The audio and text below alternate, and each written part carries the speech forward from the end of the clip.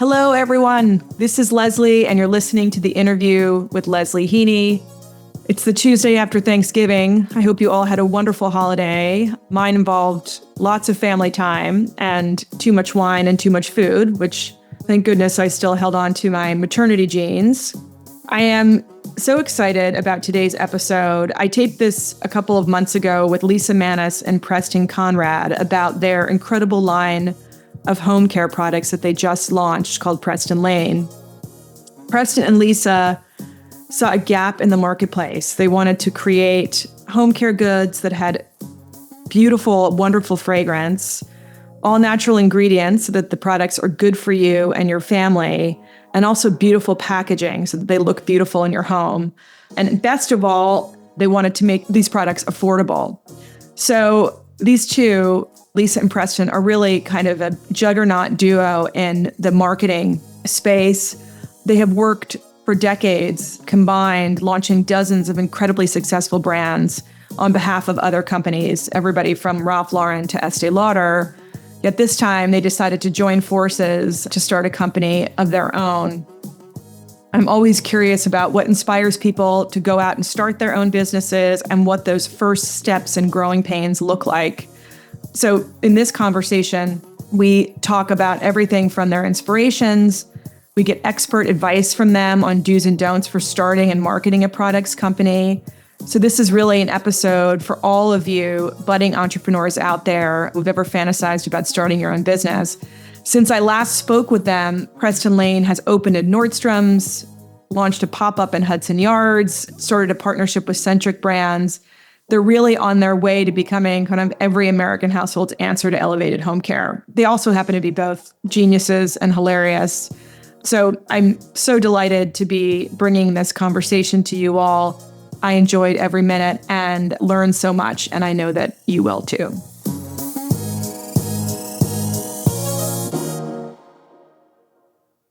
Preston, Lisa, I'm so thrilled and happy to see both of you and to have you here today. This is so exciting. Thank you for having us. I've got to get used to this going back and forth, being here, the monkey in the middle over here that I am.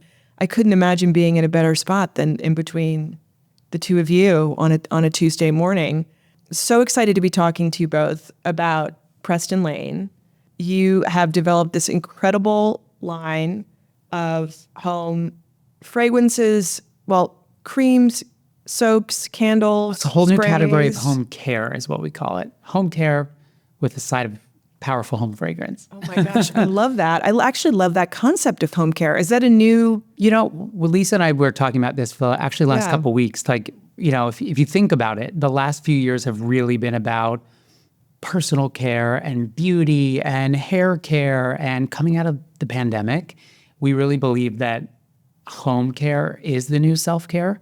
How we take care of our homes, what we put in our homes, not just on our body and our faces, but we thought this category was ripe for disruption. So home care is what we like to call the category. Oh my gosh, yeah. I love that. And I think that makes such great sense and really kind of captures your whole line of products, because it is such an elevated experience, right? It is. I mean, I'm sure we'll get into how Lisa and I met and how we put our brains together. Yeah, I want to kick it off with that actually, because I love kind of exploring how businesses got started and how people kind of take the leap from concept to company. And so I'd love for you both to kind of tell us that background story about how you two came together and your thinking behind starting this, but also sort of a little bit about your backgrounds, like, what is the behind the music on Lisa Manice and on Preston Konrad? So, Lisa, do you want to start there? Lisa, Sure. Yeah. I mean, Preston and I joined forces before I had Beatrice. So, I mean, this is 13 years ago. And Preston and I met through a mutual friend and just loved the combination of fashion, and we loved interiors, and we loved just working with really kind people that are really great at what they do. And so Preston and I were part of a small but mighty team that resurrected Belstaff, and we were given, a very short timeline to do it. And we were doing it between New York and Milan and London, and we lived on airplanes And it was just crazy, but so much fun. And we really got to know one another really, really well there and developed just a great admiration for one another's strengths. And then as time went on, Preston and I both started our own respective consulting firms, and his magical superpower and his teams is just brilliant at bringing creative visions to life. And mine is growing businesses and helping entrepreneurs and helping brands really come to fruition and realize their growth. And the two of us sort of looked at each other, and we were in the middle of the pandemic, and we said, we're giving all of our magic away to all these other great people. And some of them would go on and become very successful and do great things for the world, and others less so. And so Preston and I said, okay, well, how can we combine what we both love and really build a foundation for a brand that can last, hopefully, a lifetime, that we can really put our skill sets in, but then also we collect great people around both of us. And so we've brought them on this journey. So this is about 3 to 4 years old, even though we're 100 days out in the market. So when you were saying some have gone on to great successes and others less so, were you two sort of thinking, like, we want to learn from the experiences of those you've worked with about how you could kind of together not make those mistakes or do it in a different way? I think Lisa and I have been honored to work with like the biggest, best brands in the world, right? Whether that's building them or consulting for them or being a full-time employee of them and running certain divisions. And I think in the last couple years, we've seen entrepreneurs take their successes and do great things for the world, and others, do great things for themselves. And when we were thinking of launching a brand together, we were like, how can we change American households and have a big impact with a product line? So that's number one. B, how can we build a company that is about positivity and doing the right thing and lifting people up and bringing along people for the ride who've been with us for such a long time? So we're not only trying to shake up the category that we're in, but we're trying to shake up the way of how some of these startups operate. And it's been really great. I mean, to Lisa's point, we're just, by the time this airs, probably 120 days old. So, but we have been working on... I'd like to get them right out of the gate. We've been working, behind the scenes on this for years. Yeah. Whether it's different manufacturing partners, traveling the world to find the right partner, branding, packaging identities. It's less than a handful of us working on this project. Well, I like the small, mighty team that Lisa referenced. Totally. Yeah. With her respective firm and my respective firm, we've each had, prior to starting this brand, we each had such a small little team with us. And they're the ones that believe in Lisa and I the most. And we were like, you guys are coming along for the ride, whether you like it or not. But we have such talented teams with us that they've been instrumental in bringing Preston Lane to life, which has been awesome. So you two have been a consultant and background in marketing. Yeah. Tell I'm an listeners a little bit. escapee of fashion. Okay. I was with... When did you escape? What was your escape date? My escape date was probably 2016. Yeah. After, Lisa had brought me out of a long career at Ralph Lauren that I loved every minute of. I started that in my 20s, and I was hungry for more and was a bit, not bored, but I could do it in my sleep, whether it's styling a campaign or styling a store. And the challenge that Lisa brought to me with Belstaff was really exciting. I left Lisa at Belstaff. We all went to do our own thing probably around 2013 maybe or something around there. But I went to be the fashion director of American Eagle Outfitters for a couple of years, which was awesome. Back to the big brand mentality of things, kind of gave me the keys creatively, which was awesome. And then I kind of hit my corporate wall in 2016-ish. I'm like, I'm tired of working for the man when I can be the man. I've worked with every agency under the sun, all of which were talented. And I thought there was an opportunity for me to start my own small consulting agency for creatives. And that's what I did until we started Preston Lane. And you also, you're kind of bringing your talents to television too. Totally. There's too many pots in the stove, Leslie. I know. I love it. So separate from my consulting firm and Preston Lane, I have a really nice little piece of pie in media, whether that's on TikTok and on Instagram, of sharing everything I've learned in my career with people across the world, or on TV. I do a lot with the Today Show and Access Hollywood. It's been awesome. So it's really nice to have this kind of built-in community of both, the streaming, daytime television, and on social media going into launching the brand. We have a great community together in person of people in New York who know us, support us, and love us. But it's nice to have this built-in audience around the world, people that stop me on the street and they're like, "Oh my God, you're the TikTok guy." And I'm like, I guess. I'm too old for it, but I am. You're going to need to help me I'll help you. as a side hustle of telling you what I should be doing. I know nothing about TikTok or social media. But so tell me, so it's during the pandemic. Yes. You're in your pajamas. You two were talking on the phone. And what was that first conversation around? I mean, I'm describing this. I'm assuming that's what it looked like. It's kind of what it was. I don't think we were in our PJs. No, but we were the only crazy people that weren't, because we would get dressed every day and sit on Zoom together. But to give a little bit of backstory, I had started during COVID my own kind of like hobby scented candle brand called Preston Konrad Home. And it was just kind of like, I worked with an amazing perfumer. And, with this audience that I talked about, I'd always wanted to launch a brand that everyone in my community could buy. No sizing, no shape, no gender. And my passion and main focus is home. And I'm like, home fragrance is the ultimate way to make over a space. No couch required, no demo of a wall required. So I started this brand. And Lisa called me. You were in London, right, Lisa? I was in London. Lisa called me. She's like, "I have an idea what we're going to do with your amazing fragrances." And she had just left a meeting with a really big firm, kind of explaining what they were looking at in the market for whether it's acquisitions or to put support behind. And it was really something in this home care space. And Lisa, you'll tell the story better than me. No, I mean, part of my job is fairy godmother / Olivia Pope for private equity firms. And so I'd come out. Also my Olivia Pope, too. I don't know what I am, but I just want the great people to win. So I was sitting with the head of acquisitions, and he said, "Lisa, I need you to go find me a brand that fits in a kitchen or a bathroom that isn't color cosmetics and isn't skincare, and go find one that's not owned by a really big company." So I said, "Oh, this is great. Okay, I got this." And so I come back home, and I'm going through our kitchen, and I'm going through my bathrooms, and I found one. And it happened to be a brand that we happened to start play an instrumental role a long time ago. And they had a smaller private equity firm. And I called the owners. I said, "By any chance, do you want to go up a stage in the video game?" And they said, "No, thank you. We're very happy." So I called Preston. I said, "Okay, Preston, I've gone through my entire kitchen.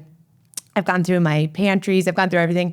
There is not a brand that lives in between in this world of it that's not owned by a P&G or Unilever. And so I really think there's something here." And then separately for another private equity firm, we were looking at Aesop, and it was heating up and it was becoming this hot target, and they were shipping water around the world, scented water. But I said to Preston, there's something here, these fine fragrances and everyday household items. There's a real void in the market between what you find in a luxury department store that's fine fragrance and what you find at a grocery store or Target or a mass retailer.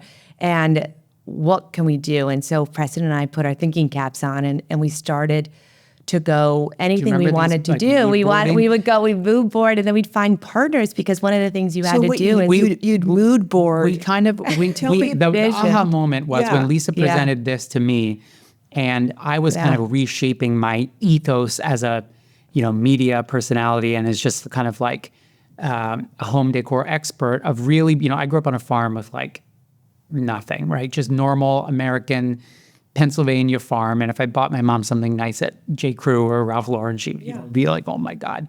And so my mission has always been to bring great style to many, many people at a really great price and kind of democratize a stylish life, right? Yeah. You don't need you can buy a vintage designer belt and wear it with great Gap jeans, right? Like that same approach to fashion, this high-low living, how do we bring it into home? And I was trying to refine that narrative in my own brain at the same time that Lisa called me, and we were like, "That's so you already had this. You had some I had thoughts about this. You saw there was a need I was just there. like, how do we reach more people? These candles are great, but I sell them in my little store on 49th Street. I sell them on my Instagram. How do we crack this open in a big way, right? Like, how do we make this a brand that everybody knows? That's the exact same time that Lisa called me. And it was kind of like, let's pivot. let's take some of the building blocks you've built by developing these fragrances. Maybe they're not just in candles anymore. Maybe we reach more people more ways by expanding the product offering and retelling the story, which is where we came up. We kind of took a step back and we realized, okay, wait a minute. There's these Mrs. Myers and Methods, these 7th generation, these brands we love, that we respect, that are like the better version of home care when they came out in 2001. Then fast forward to now, everybody's obsessed with fine fragrance. Aesop, Byredo, Le Labo, Diptyque. Yeah. And we're like, that happened quick. What happened in the middle? How come we can't have this beautiful aesthetic, this beautiful fragrance, a responsible way of doing it in the products we use every day that aren't hot pink and bright yellow and that blend in seamlessly with my home decor, which is kind of where we found the white space in home care, was taking the products we use every day with the aesthetic that people crave every day and bringing them together. So you both have this kind of aha moment. You get together on it, and then what is your next step? Because you and I talked about this a bit offline, but people have ideas, and they kind of, you'll go to lunch and you'll like, that's a great idea. We need, like, I just the other day was talking on that podcast that I was doing with Alexis Trena about portals, all the school portals. I'm like, we need to create a company that just folds 100%. All the portals. It's really hard, so Leslie. hard. I mean, just to give you context, when I started my own little hobby candle brand, I'm like, how do I find someone to make these candles? I'm no chemist. I can't melt wax in my kitchen. What do you do? So what do you I do? Google. Yeah, yeah. I mean, there's also it's funny. I remember looking up this website called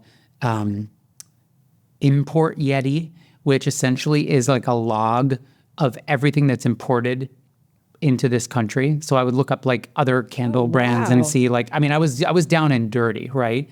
But the magic of pairing up with Lisa when we launched Preston Lane was, who's in your Rolodex? Who's in my Rolodex after years of living in the city and meeting everybody? How do we call around and say, hey, do you happen to make XYZ? Hey, we already have the fragrances. Do you happen to make packaging? Do you make dish soap? Do you make... But did you know in your mind that you wanted your home care line to... Did you start with candles, or were you thinking, we want candles, we want dish soap? We wanted to touch all products that we felt were ripe for disruption while telling one story. So the product you use every single day, Lisa's on our 9 millionth bottle of our all-purpose cleaner, right? So what goes with that? A dish soap. What sits next to that? A hand soap, right? And right now, currently, most people are cherry picking it. They buy something from Method. They buy a nice soap from Aesop that's way too expensive. They buy something from Dawn, and then they have to hide it all when their girlfriends come over because it just looks like a big old mess on the side of your sink. So we put our brains together and came up with our SKU list first, right, Lisa, of what SKUs we wanted. And then we went to go see all the people that I'd worked with in beauty manufacturing, and they could do parts of the puzzle. They could do the packaging, or they could find us a foaming facial cleanser that maybe could clean dishes. And then our real second aha moment was we met our current manufacturing partner. We knew that if we found who we were looking for, we needed to be able to scale. So we knew that if we found the SKUs and we really focused in on the products that we wanted to be standing on the shoulders of giants, that if we found a product market fit, that we could scale quickly. And that was from years of watching other businesses and watching them, because it's as easy to build and operate a less than $10 million brand as a $100 million brand. It sounds ridiculous, but that is one of the lessons that Preston and I have learned in 20 plus years in this industry, that you need about the same number of people. And so how can we really find people that could support us in growth beyond what we could see? And so we went and dated a couple different really successful and big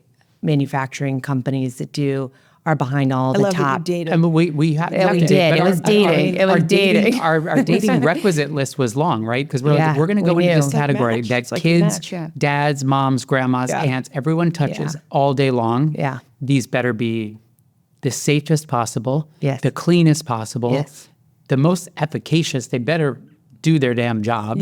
And they better look beautiful and smell beautiful. So our laundry list for our respective dates was long, right? We're like...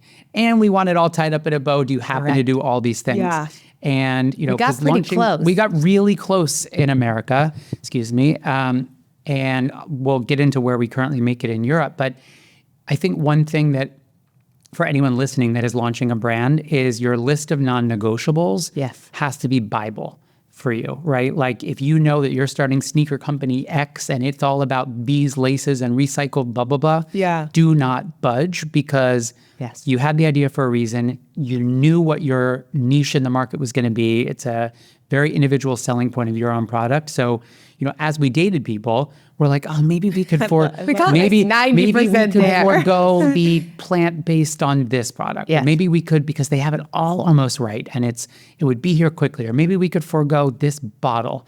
And I'm glad we stuck to our guns, because we eventually met the right person to date and to get engaged with and eventually marry, which didn't happen to be in America. I mean, you both have such extensive marketing backgrounds.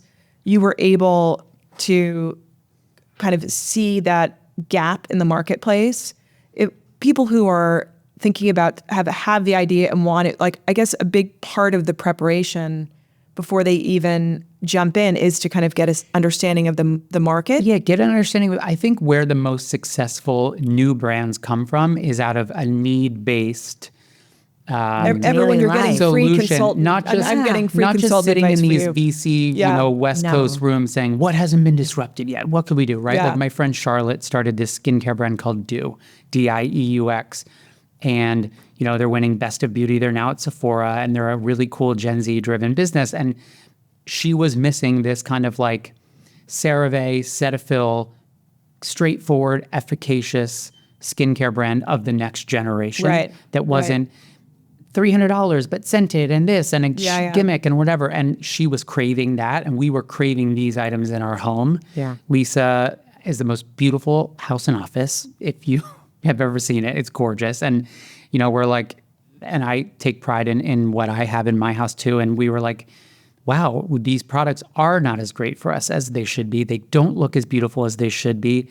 They are either too expensive or too unhealthy. And we felt the need for these products. The part about them being the kind of unhealthy, so you knew from the get-go that you wanted something that was, you mentioned plant-based, you wanted it, you wanted to know what was actually in it, right? What chemicals were in the products? I mean, look, there's still chemicals in everything. There's, you know, I mean, and everything is toxic, and it's, you know, water can be harmful if you drink too much, right? Everything can be somewhat harmful. But Lisa spent so much time in Europe, probably with us. We spent so much time together, and what we eat and drink and use, we always felt better. We feel better.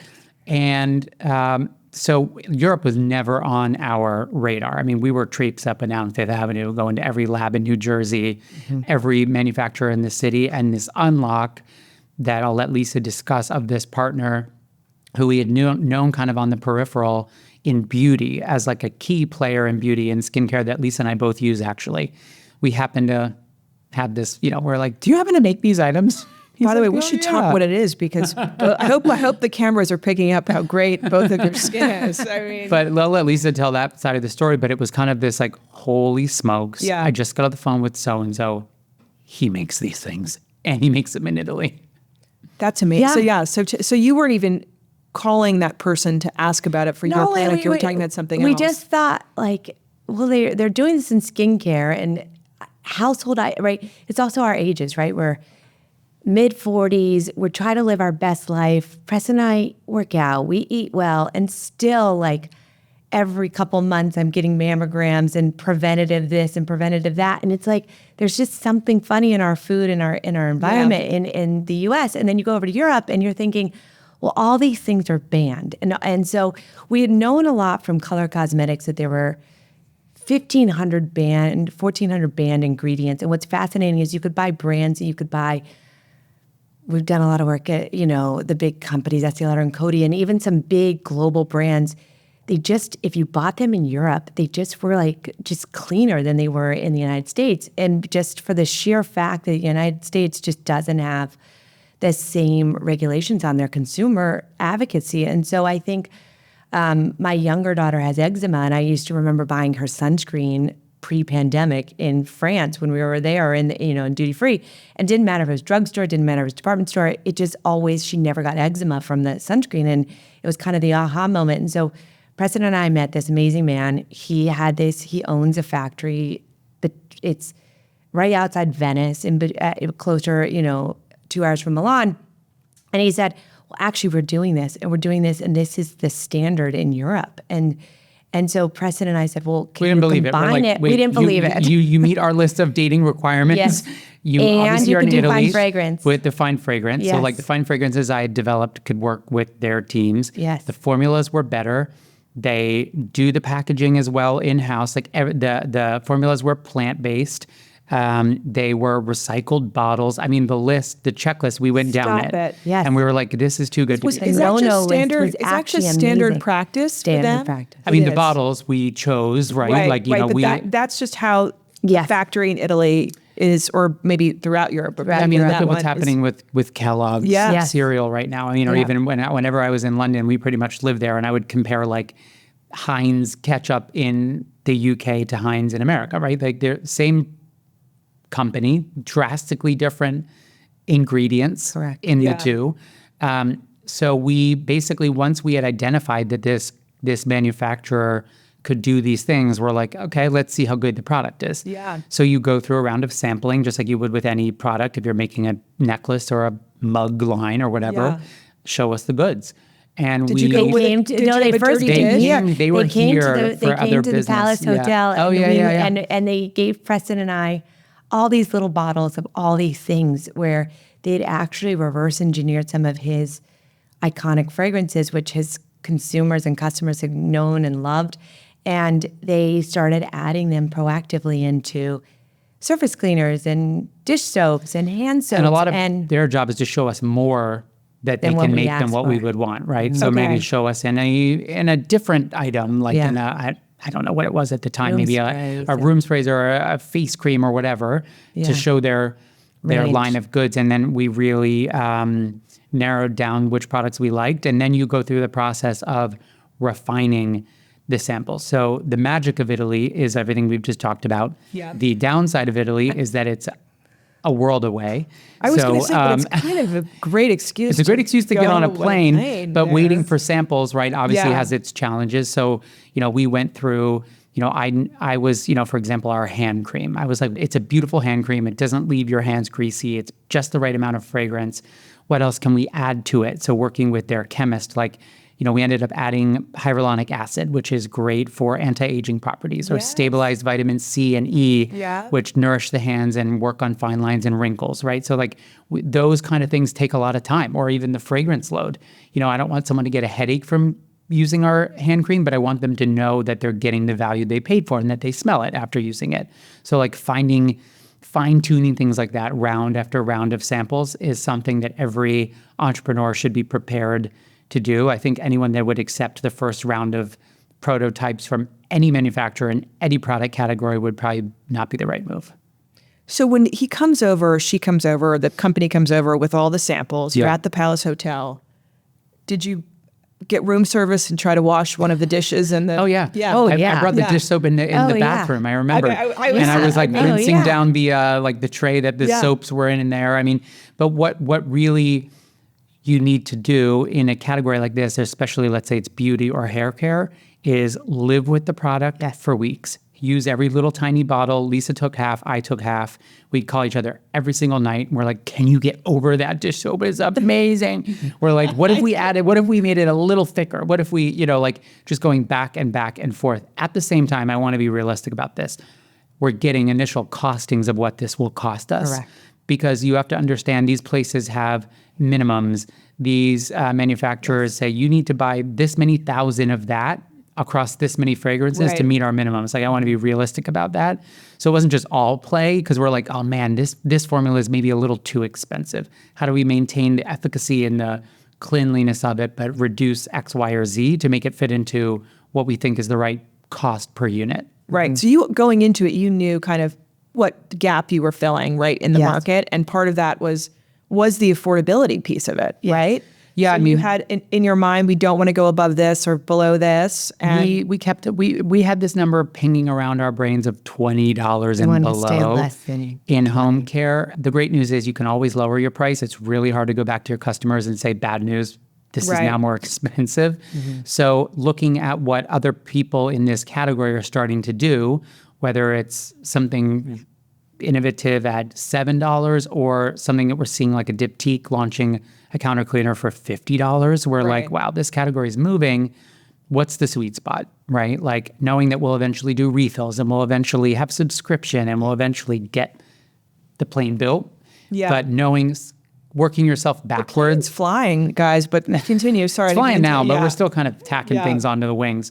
But I think you have to know what retail price you want to hit. If you're Right. going to wholesale, how much you're going to sell it to a wholesaler for, and then work your way. You want good product margins, and it's a math game. That's where Lisa's expertise comes in. I know what I want everything to look like Yeah. and what I want everything to feel and smell like, and Lisa's a genius when it comes to brand product, and growth and scale. You two have the perfect combination. But I want to get back to something that you said, Preston, which is so right. And Lisa, you alluded to this too, just that I think people are, and I think it is things like that petition to Kellogg about ingredients, that Americans are starting to think more deeply about what they're putting in their bodies and what they're putting on their bodies. And it's being led by private citizens. I mean, Jessica and Jason Karp are really taking the lead on that Kellogg's. And I mean, it's gained so much momentum. Yeah. I saw it today. It's at 400,000 and they're on their way there. And it needed to come from, it's sad that it's come from private, and Preston and I talk about this, but private individuals, right? None of us are going down to DC to go change this country. So it's got to be done through the private sector. And to do that, you have to use our talents to build really successful businesses that then can buy you a voice, and that can change. I mean, beauty's gotten there. Let the world. markets speak, right? Beauty's Yeah. doing it. Like they're leading, they really have been since, I don't know, the last past 10 years of leading the charge of what we put on our skin could be and should be better for you. There's still a lot of greenwashing going around with regards to claims, but it leads you to believe, obviously, like a lotion, a CBD cream will be absorbed into your skin, right? So that means a lot of things are absorbed into your skin, including the products you touch 10 times a day, wiping the counter for your kids, or the dish soap that you use 4 times a day, down to the hand cream, to the candle that you burn in your house. So we fine-tuned our mission of doing the best we can and bringing the best of European standards in these products while really leaning into the fragrance offering. Yeah, I think it's so exciting. And I am a proud customer. Not only am I You're a due for a customer, refill. We have to send you new goodies. My heart started racing when you mentioned the big refill. I can already see it in my pantry. Yeah. And I've been giving it as gifts to people, so hostess gifts, and everybody loves it. And I just think the idea that it's beautiful, as you said, like, before it was Dawn and I was hiding it. Totally. I mean, but now everything is out and smells great and it works and it's beautiful, and to know that it's also something that's not toxic. yeah. Making a better choice across the board. I mean, look, coming out of COVID, I think all of us realized, like I talked about this on the Today Show on segments all the time. We're coming out of this phase where people are like, wait a minute, maybe I'm not all about a white, gray farmhouse. I don't even live on a farm. I like maroon, and they're painting their walls colors. Like people are just kind of like reclaiming their homes in a way that we've never seen before, like pre-COVID with fast fashion and Zara and Shein, and it was all about clothes and consumption and clothes and beauty. And we're in this really fun time where people are taking back their spaces a little bit. They're sharing it on TikTok. They're sharing their Walmart dupes of lamps. Like people are really excited about home. So I want people to be excited about this category too, because it's one of the pieces that is most used in your home are the products that we sell. And we wanted them to be beautiful, to your point. Well, it's also, it's one of those, you mentioned it earlier, like you can just light the candle and it changes.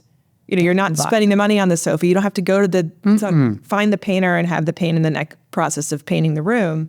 Having the candle burning just changes the entire look and feel of a space, right? It sort of changed. But I think, COVID, because people, of course, spent so much time in their homes, they looked around and were like, oh my gosh, I have to fix that. or this smells terrible, whatever's happening in your house, you kind of wanted to fix it. So totally. The fact that you've, given us a very easy way to do that. It's not going away, this home push, which we're excited about. So, and Preston really did a great job at one of the other things he's really brilliant at and has done it for his clients and has done it for this brand is the storytelling aspect, right? And putting, so each one of our fragrances comes from an authentic moment in our lives. So tell us about Preston, like the Preston Lane and each of the products has a name and how that all came to be. Obviously, my first name is Preston. Yes. Our initials are P and L, but Preston Lane is really Lisa and I were like, we really both believed in this authentic storytelling point of view, like whether it's down to shooting the content we shot in Venice at our factory or telling the story of these fragrances. So in naming the brand, we really wanted it to be about this beautiful place that everyone lives on. Life is beautiful on Preston Lane. So it's really, that could be a farmhouse in Missouri. It could be a penthouse in New York City. It could be a bungalow in California. And it's really about a community of people that care about better choices, better fragrance, and better, more stylish living. But for the fragrances, High Rise, for example, is like one of our best sellers. It's indulgent, it's rich, it's deep, it's kind of juicy. But it's like a love letter to New York about living in a beautiful building with a skyline view, or that kind of first time you and your girlfriends came to New York and checked into that gorgeous hotel lobby and you remember the feeling of it.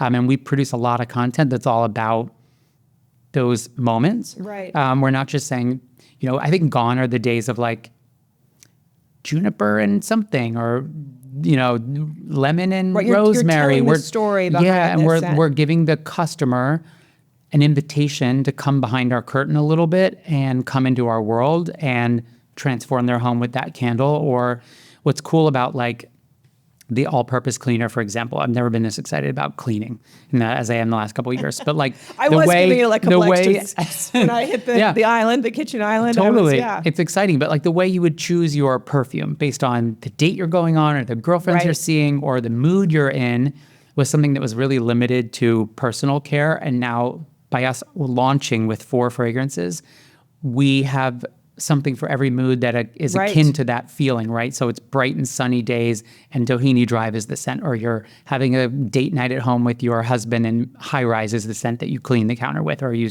light the candle with. There's really a storytelling angle behind everything. Yeah, I think I have a lot of Doheny. Scent is so powerful for human beings. Scientist I'm not, I just play one on TV, but there's some part of the brain, right, that memories are evoked from certain smells and scents. So scent memory is a real thing. Yes, having you sort of tell the stories behind it and give so much thought to each of those scents. We still have work to do, I'll be honest. The biggest piece of feedback we get from people is, whether that's on DM or on email, is like, I wish this Instagram was scratch and sniff. Like, how do I smell it, right?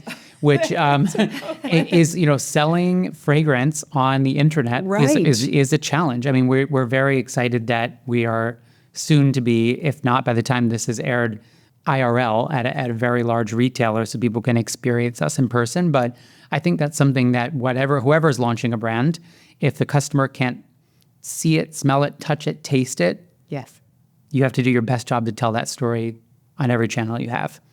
It's really interesting because when I was going to order my first set, I was sending it to someone as a hostess gift, and I emailed Lisa, and you were able to describe to me based on what you're talking about. How many of those emails did you get? Which one should I buy? So many. Everyone is writing you, right? Yes. Yeah. They A, trust you, but B, it shows that there's always work to be done. Right. Yes. To get your customer to the point where they feel comfortable and ready and that it's going to be the right choice for them.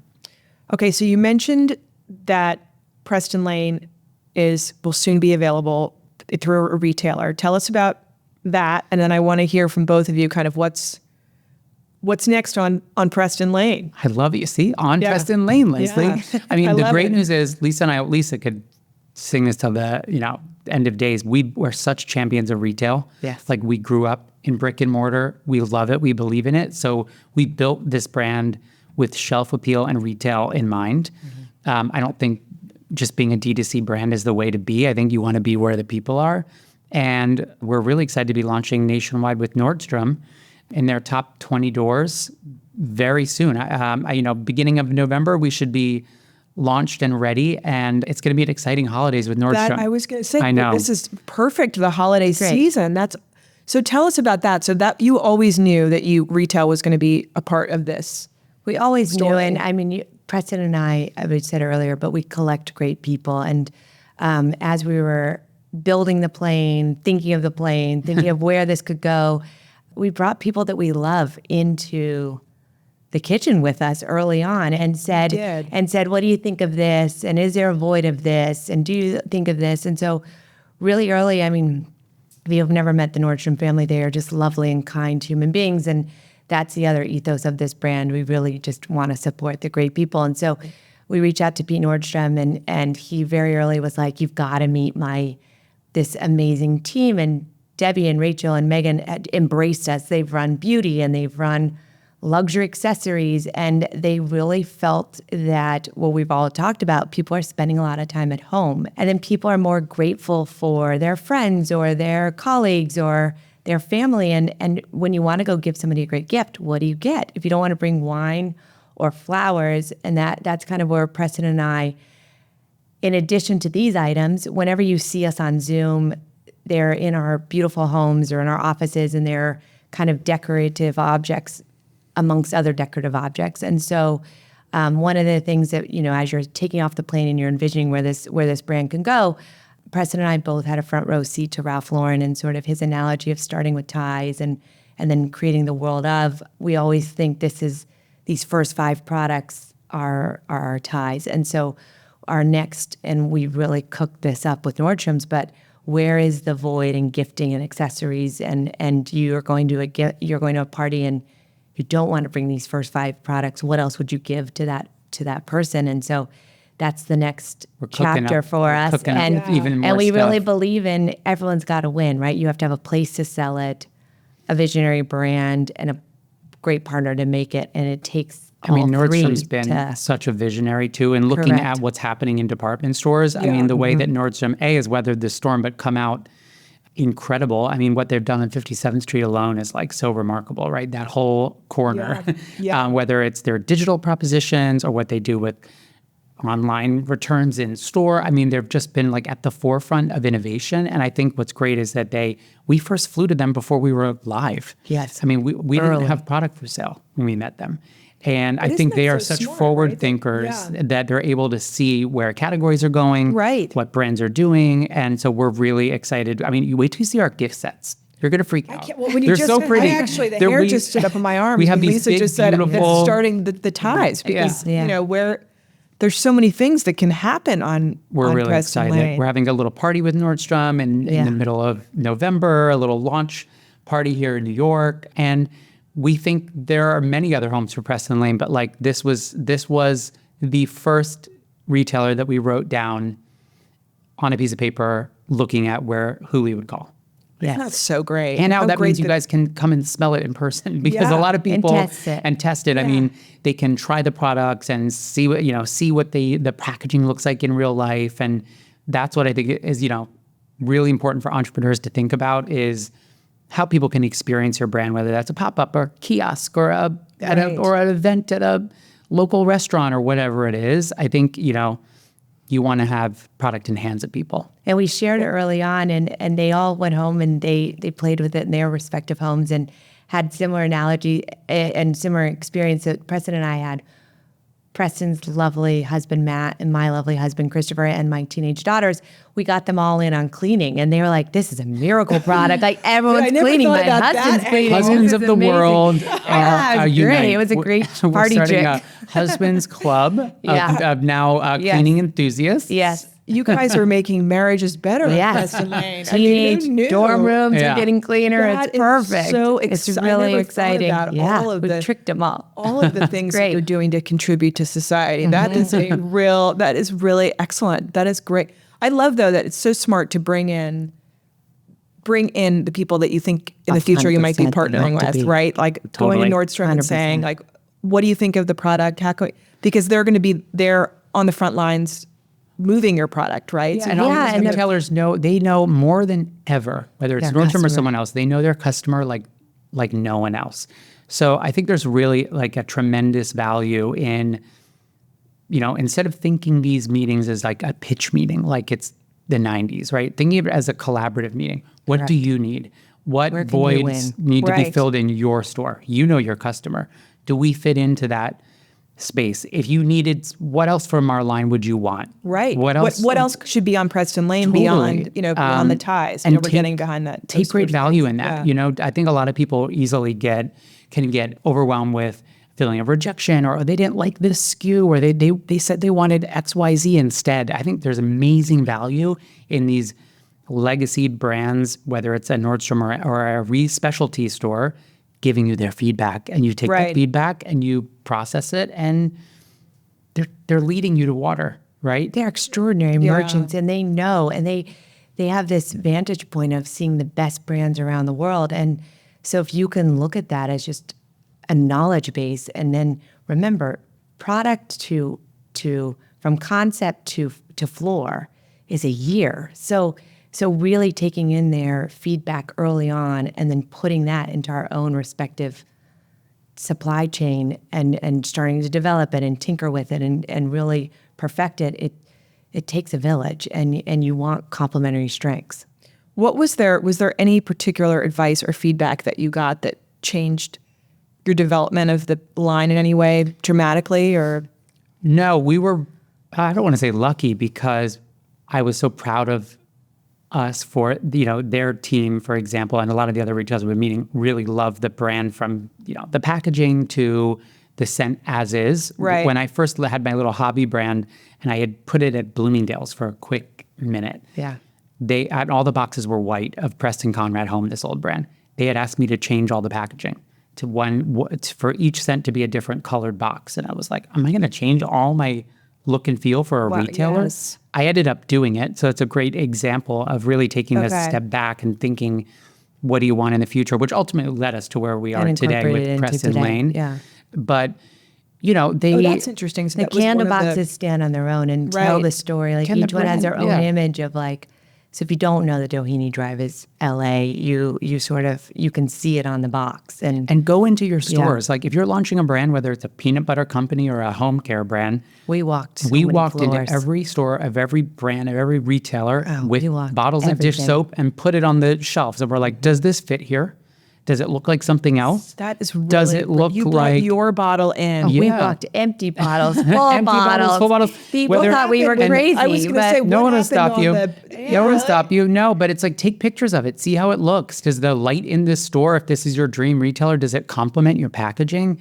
Does it look like it's unique? Does it stand out from the matrix of thousands of other nut butters or whatever you're launching in this store? So there's great value in that. But to get back to taking it to restaurants, we've taken it to hotels. We've left bottles in. Where are you? If you're not shopping, where are you? So we want this to fit in to other places in your life. Yeah. They had feedback about new categories in the same world. Okay. That asked us, saying, based on data, we're doing great in X. Any plans for that? And of course, after that meeting, we're like, we should probably, and we had been thinking about it, but seeing some real data to support it, we fast-tracked that product, for example. And then it's about listening to the right people, because we've also gone to see other retailers, and they're great, and each meeting we've been to has given us different lily pads of where we should go. But another big retailer over the summer said, you guys, your real sweet spot should be $15, right? It should not $19, it should be $15. And Preston and I mean, we probably pondered that for a month, trying to figure out, okay, well, what do we do, and how would we get there, and how many units would we have to sell in order to reverse engineer and actually make money at that price point, and then trying to figure out like when and where and you have to the remember cadence that price point is the sweet spot for that retailer. Right. So your brand. You hold the keys to your brand. No one else does. Yes. So it's important to take all this feedback, put it in a bowl of spaghetti. Yes. And see how it cooks, right? Like you have to not stray from your vision. Like people have asked us from day one, why aren't you on Amazon? of course we're going to want to be on Amazon. We're just not, it's not time right now, right? Like you have to know exactly how you want to map it out. And we know that Is figuring out who your customer is that the big piece? Yeah, we're still learning, right? We're still seeing, I love seeing the data of Lisa and I sit on our Shopify and we're like, oh my God, look where this customer base is. There's a lot in Texas or we're, great in Nashville, like understanding who these women and men are and how we could serve them better. And we've had interior designers who've been given it as gifts, and I think that's also really interesting is thinking about who are kind of the tastemakers or the influencers of that niche community that really then can help you spread the word. Right. Because it really is about, there's no chance Preston and I can touch everyone. So I try on my little phone. I try. I'm on Instagram all day long. Preston told me he's like responding back to people. DM. I should DM you just to should chat. see me in the back You of the should Uber. see what he was I can't even get answering. work done. Tell Leslie about See what's the going on women, over there. women that were emailing you on hello@Preston Lane, and you started answering. Kind of questions? They're probably asking you things like, They almost fell off "What'd their you do couch this weekend? when you wrote- What do you?" Well, a lot of that, but I think it's mostly home related, right? Oh, I want to buy these drapes. Which ones do you like better? Which I love because it means that they're seeing me for the passion of what I'm putting out into the universe, right? Not just on the Today Show talking about drapes. Yeah. But that this woman, there's value in us having this dialogue together. And Are people taking pictures of the drapes and sending them to you? oh yeah.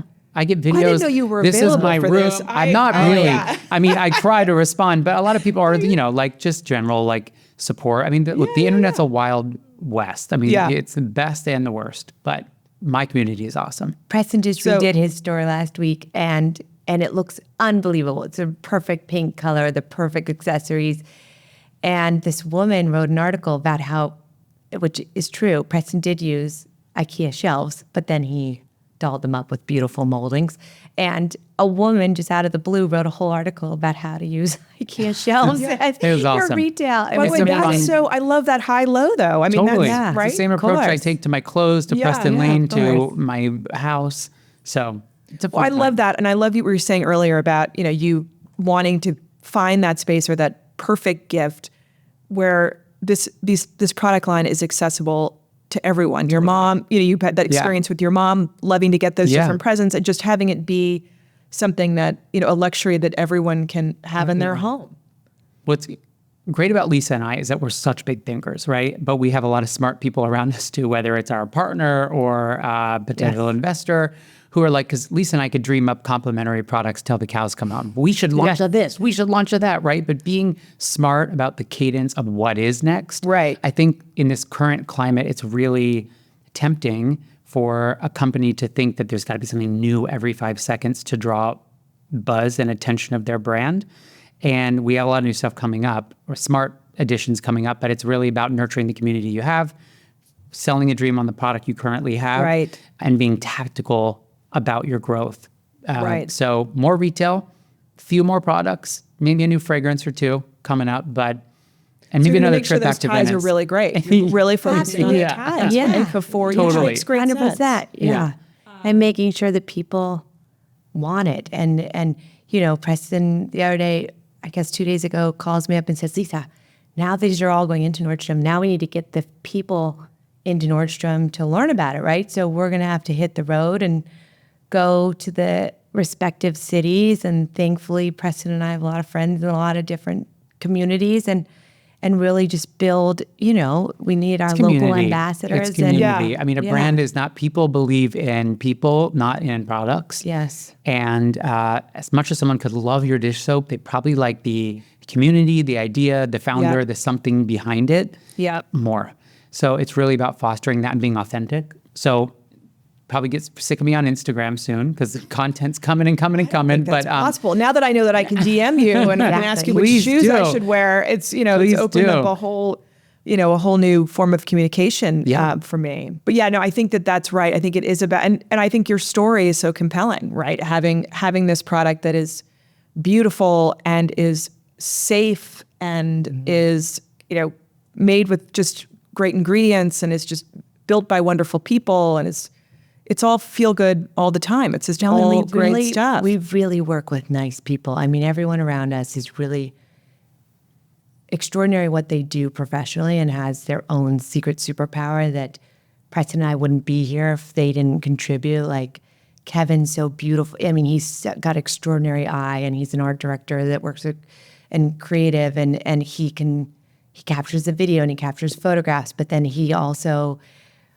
the factory told us that our dish soap was human grade and you could shower in it. And sure enough, Kevin tried it and was like, it's actually great. Yeah. And I love this stuff. Which should be a body wash. And Mia, she's a mom of two, and she's just a marketing genius and has been behind really big brands and is so passionate. And the other day was, responding to a retailer who had that's coming up next, and had very complex questions. And Mia got right into the details because Preston and I were tap dancing somewhere else. And it takes a village around us. And I think, our families have been, obviously they've been here since we've been cooking up every idea we've come up with. And it takes, you want everyone to come along with you and just be supportive and happy. And then we want to support other people along this as well. Well, I am so thrilled to watch what's happening next on Preston Lane. I think it's just such wonderful things to come. And as a consumer, I'm just so thrilled to have access to your products, because I see it just transformed my whole home jam. I mean, as I said, I do an extra spray on the island. Once you have it, you can't go back. No, you can't go back. That's the problem. Actually, it's a good thing. But our cleaning your kitchen much more fun. Sitter who's been with us for almost 20 years, Delsa. You know Delsa, Lisa. Delsa's like, we're running out. You need to order more. I'm like, oh yes, that's why I'm so excited for you can't go back. for the when you're going to get the refills. That's because awesome. It is so terrific. But it's been so terrific having you both here today. I'm so happy to see you both. I am so excited about Preston Lane, and I can't wait to see, what comes next. Thank you. So. Refills coming your way, promise. Oh, I can't wait. And holiday candle, which is really amazing. But thank you both. Thank you for having us. That brings us to the end of this episode of The Interview. A huge thank you again to Lisa Manice and Preston Konrad for joining. And thank you all so much for listening. If you enjoyed this episode, please rate and review us on Apple Podcasts or Spotify or wherever you get your podcasts. A new episode is released every Wednesday. Until then, this is Leslie, and thank you for joining The Interview.